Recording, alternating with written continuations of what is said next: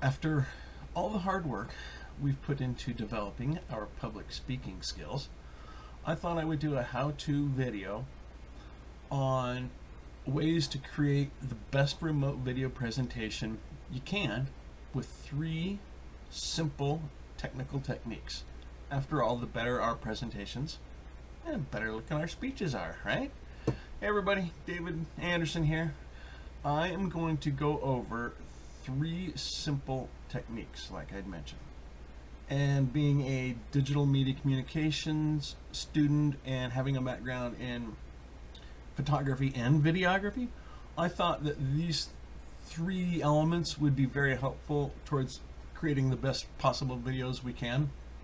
Because I don't know about the rest of you, but I don't have a lot of professional equipment, extra equipment, except for this thing, or a studio.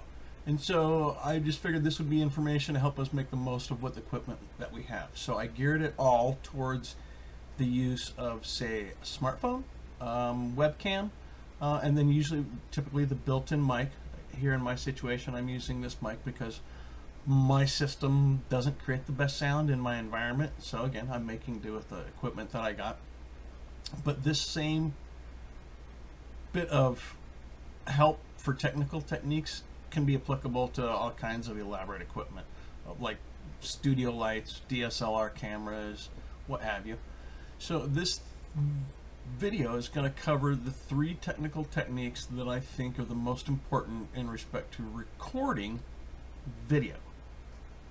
1 is the space, 2, lighting, and 3, camera placement. So let's start with first step 1, the space. And there's 3 things that you're going to want to consider here.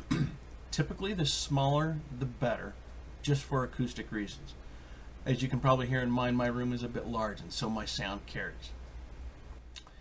You also want to make sure that your voice can reach the microphone on the piece of equipment that you're using.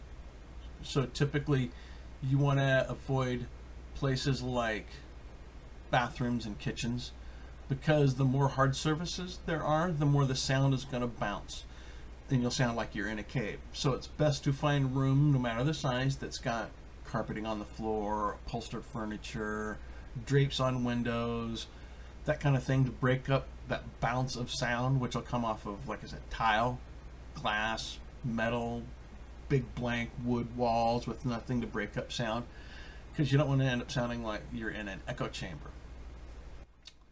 Secondly, choose a space that's free of as much noise pollution as you can regulate.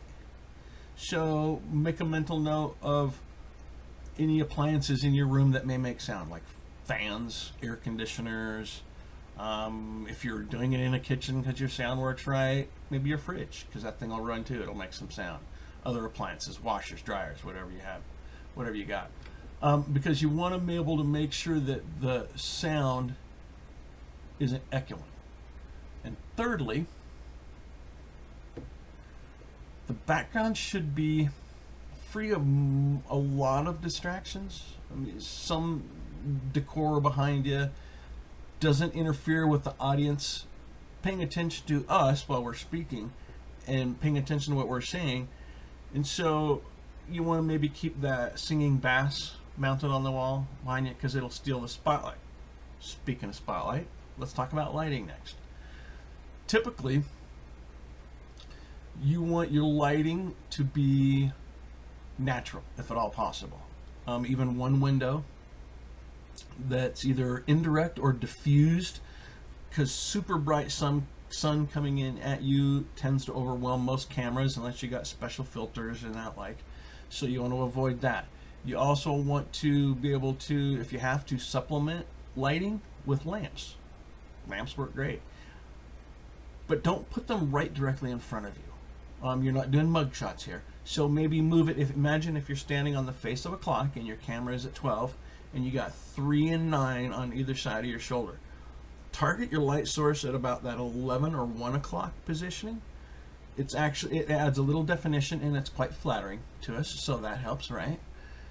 So the next thing you want to think of is if you're trying to supplement with another light source and it seems to be a bit bright, a little hack that you can do is loosely drape some parchment paper in front of it, and it'll act like a diffuser, and it'll kind of soften up that light if you're really getting flushed out.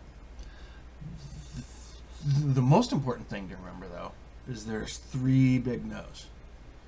You don't want to have any backlighting, and you don't want to have intense side, direct off to side, or overhead lighting either. And I will quick show you an example of what I mean here. So my camera's going to freak out, but I'm going to click on another light source here.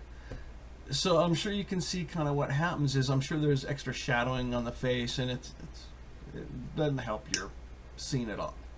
You want to flatter yourself. Seriously. The third thing you want to do is make sure your camera is in an optimal position.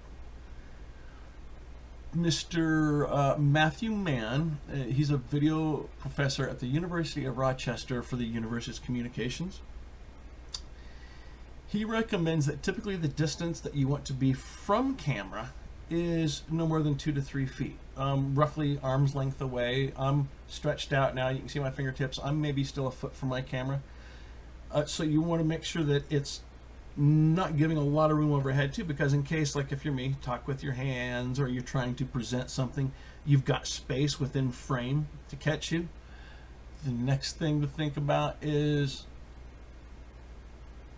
along with framing, is shoot horizontally, not vertically. I know it's counterintuitive. Usually when we think of taking a picture of somebody, it's a portrait, so you go vertically. In video, you want to take a different approach because it's easier later on to edit it to vertical if that's preferential for like social media, something like that. But ultimately, go horizontally in that framing. The other thing you want to consider is typically you want to make sure that the camera is at a level that's about eye level and no more than head or below chest. Up angles aren't the most flattering. People can see up your nose. You don't want that. If you're using your smartphone to get the best resolution, use the front-facing camera, not the selfie camera that you can see over the lens.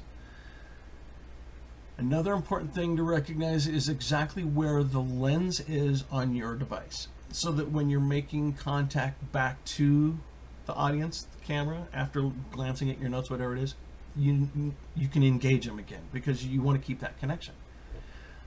Face it, we've worked hard at developing our public speaking skills, so get the most out of that hard work and take a little extra effort in those 3 simple technical techniques to exploit everything you can out of your hard work and adjust the equipment accordingly based on what you have available.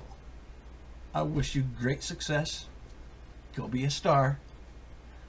Thanks for watching. I appreciate it. Bye.